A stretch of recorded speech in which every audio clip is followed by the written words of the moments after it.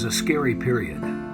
Before my time and way before your time, Franklin Delano Roosevelt told the country, "The only thing we have to fear is fear itself." Was FDR right? Yes and no. I say that because there are two different kinds of fear flying around right now. Fact-based fear and fear-based fear. There really are some things that we should be afraid of, but those are also the things that we can do the most about.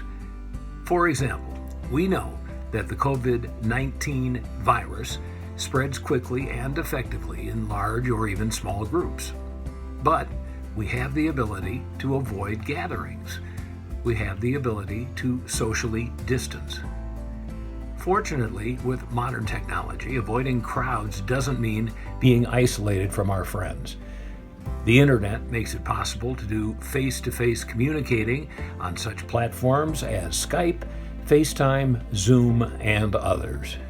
Even if you don't want to see your friends' smiling faces, you can still pick up the phone and call them. Fear-based fear is another thing entirely. This is the fear that FDR was talking about. Since fear-based fear is not grounded in reality, the ways to combat it are more elusive. Or are they? Fear-based fear swirls in our thoughts and in our emotions.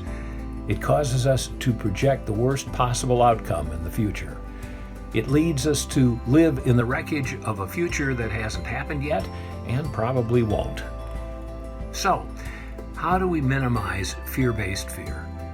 First, we recognize it when it starts. Second, we say out loud, this is just fear-based fear. Third, since you know it's not anything you can do anything about, you let it go and move on. Literally do something else, like FaceTiming a friend. Sound familiar? So that's where we are. The solution to both kinds of fear is to reach out. Try not to make your life any scarier than it needs to be by recognizing that most of the things you fear won't happen. Then reach out. I'm Mr. Nixon with a little something to think about.